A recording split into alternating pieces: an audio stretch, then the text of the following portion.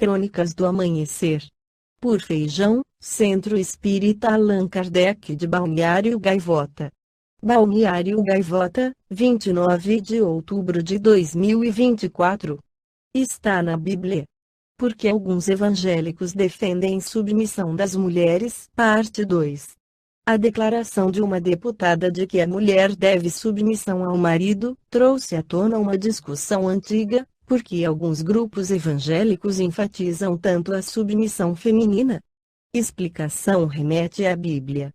A deputada estadual Mical Damasceno, PSD, propôs a realização de uma sessão solene só com homens, em declaração na última quarta-feira, 17.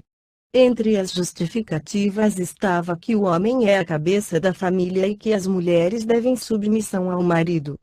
Então nós vamos encher esse plenário aqui, no dia 15 de maio, de macho. A mulher tem que entender que ela deve submissão ao marido. Doa quem doer. Porque as feministas defendem que tenha esse direito de igualdade, elas querem sempre estar numa guerra contra os homens, e a senhora, como católica praticante, a senhora sabe quem é o cabeça da família, é o homem, assim como Cristo é o cabeça da igreja. Mical Damasceno, deputada estadual.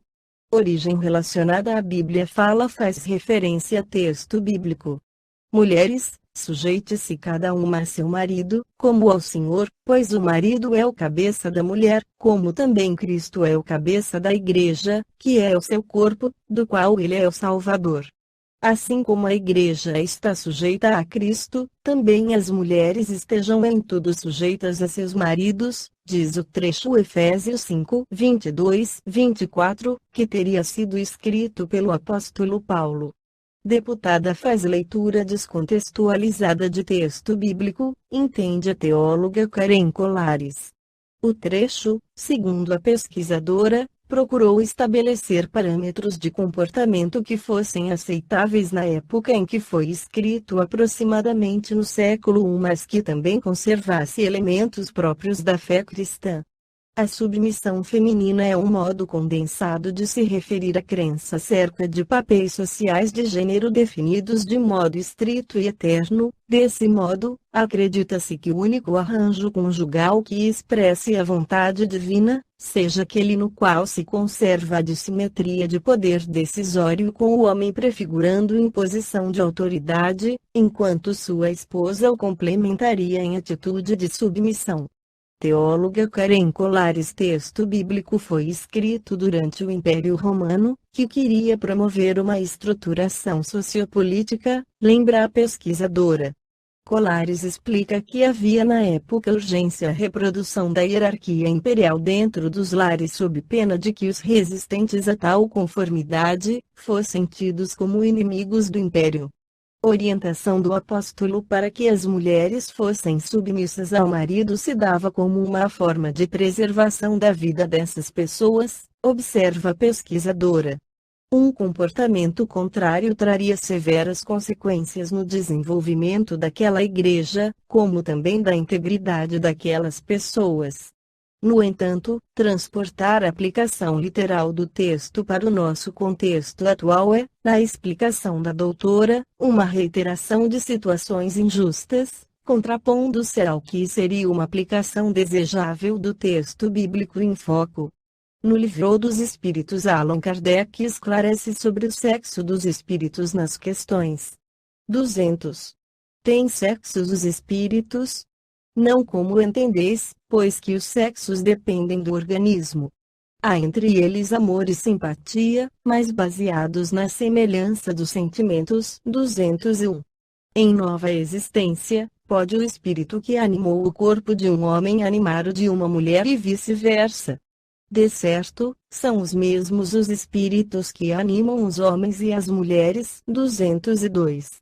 Quando errante, que prefere o espírito, encarnar no corpo de um homem, ou no de uma mulher. Isso pouco lhe importa. O que o guia na escolha são as provas por que haja de passar. Os espíritos encarnam como homens ou como mulheres, porque não têm sexo. visto que lhes cumpre progredir em tudo, cada sexo, como cada posição social, lhes proporciona provações e deveres especiais e, com isso, ensejo de ganharem experiência. Aquele que só como homem encarnasse só saberia o que sabem os homens. No livro Filosofia Espírita volume 7, o espírito Miramês pela psicografia de João Nunes Maia esclarece sobre a troca de sexo. Os espíritos trocam de posições quantas vezes lhes forem necessárias, no que tange ao corpo físico, de homem ou de mulher.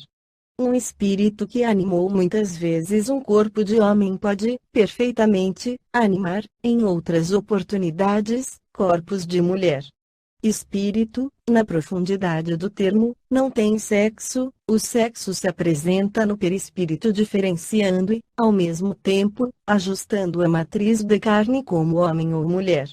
No entanto, mesmo no perispírito ele pode desaparecer pela sublimação do espírito. O pensamento é tudo no mundo espiritual, ele pode criar e desfazer instantaneamente o que quiser no seu corpo perispiritual. No mundo espiritual não há reprodução de corpos pelos processos da Terra, pois os corpos são criados pelo pensamento, de acordo com a elevação da alma. A alma não reproduz alma, somente Deus a cria. Essa receita divina se encontra dentro do seu coração de amor. Os corpos materiais de todos os reinos geram outros corpos, mesmo assim, o material para esse espetáculo maravilhoso só Deus o pode criar, somente Ele dá vida a tudo o que existe, é o que podemos dizer. O espírito é como uma chama, e a sua forma, para que se possa ter uma ideia, mesmo pálida, é como a água que toma a forma da vasilha onde é depositada. Ele é uma luz, cuja qualidade ainda não se pode saber, por escapar às mais elevadas deduções do saber humano. Sexo, como se pensa ainda, é para corpos inferiores, servindo ao espírito nas mesmas condições. O espírito, na medida da sua elevação espiritual, vai abandonando todos os instintos inferiores e, quando não os abandona, compreende o modo pelo qual deve usá-los. Uma faca tem uma missão muito importante nas mãos hábeis de um açougueiro, no entanto, quando portada por uma criatura ignorante, pode provocar desastres inúmeros. Assim o avião, a bomba, o carro, etc. O homem sem educação espiritual distorce as suas próprias possibilidades de elevar-se, às vezes, com o seu próprio corpo. Um espírito pode perfeitamente renascer em corpos de homem, depois retornar, quantas vezes forem necessárias, em corpos de mulher, se precisar das experiências que advêm dessas trocas. Isso ocorre também com os animais, com as árvores, enfim, em todos os reinos da natureza se processam essas permutas na multiplicidade da vida. Precisamos estudar mais, e a quem deseja se instruir, sempre apresentam em seu caminho os meios. No mundo espiritual, continuamos a estudar todos os assuntos, porém, a diferença é que as anotações espirituais são sinceras, e nunca nascem de interesses mesquinhos.